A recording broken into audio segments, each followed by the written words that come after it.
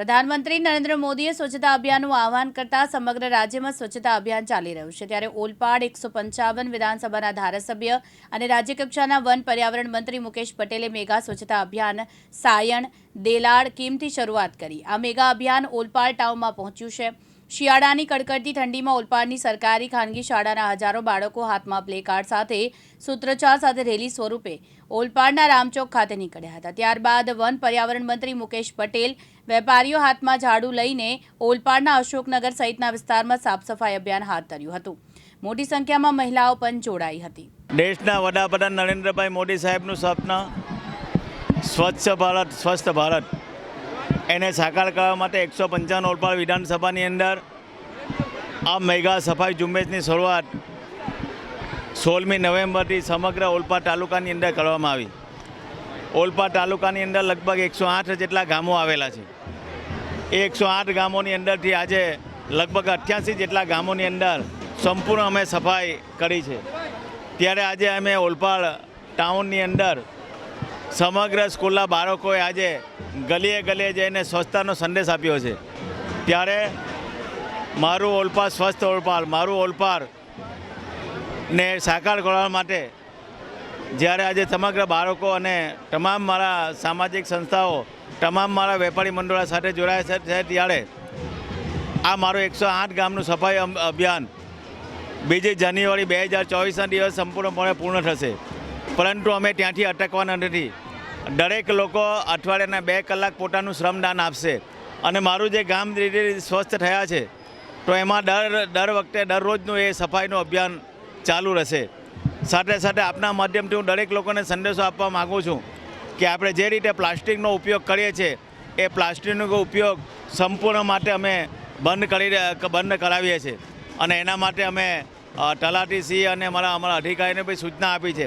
પ્રથમવાર અમે આ તમામ ટાઉનની અંદર વેપારીશ્રીઓને અમે પહેલાં સમજાવીને પ્લાસ્ટિક માટે એને બંધ કરવા માટે એને સૂચના આપીશું। ફરીવાર બંધ ના થશે તો એના પર દંડ કરીશું અને પછી પણ ના માને તો એને બંધ બી કરાવીશું। તો સ્વચ્છતા માટે અમે બધા જ લોકો જાગૃત છે। આજે તમે જોયું છે સમગ્ર ઓલપાડ આજે સ્વચ્છતા માટે ભેગું થયું છે અને ખાસ કરીને આજે અમે ઓલપાડ માટે, સાયણ માટે અને કીમ માટે જે મોટા ટાઉન છે એના માટે અમે ઓલપાડ તાલુકા પંચાયત તરફથી અમે એક સફાઈનું સ્વીપર મશીન પણ લાવ્યા છે, જેથી हाईवे रोड जो सफाई है, मेन रोड की सफाई पर रोज की सफाई थसे। मैं MI हाई स्कूल में आई हूँ। स्वच्छता अभियान के लिए इधर सब स्कूल वाले सब साथ में है। स्वच्छता हम हमारे से ही शुरू करेंगे। हम बोलते हैं, नरेंद्र मोदी ने भी कहा है कि स्वच्छता करिए, पर किसी के अंदर घुसता नहीं है। स्वच्छता वो बोलते हैं तो सही के लिए बोलते हैं। स्वच्छता अपने अंदर आएगी तो सबके अंदर आएगी और उससे रोग भी फैलता है। रोग से होता है तो फिर उसके लिए ही कोरोना वायरस भी आया। इसीलिए अपने स्वच्छता रहेगी तो सब स्वच्छ रहेंगे। आज ओलपाड खाते स्वच्छता अभियान शुरू थयो छे। सवारना परमा वहेली सवार ठंडी में छोकराओ हाथ में प्लेकार्ड लईने नगर में फर्या था अने मंत्री मुकेश पटेले पण आज स्वच्छता अभियान हाथ धर्યું છે। ત્યારે આજે स्वच्छता अभियान में ओलपाड नगरना जे महिला આગેવાન છે મળીશું તેની સાથે। બેન, તમારું નામ અને હોદ્દો? ભક્તિ પટેલ, સુરત જિલ્લા ઉપપ્રમુખ।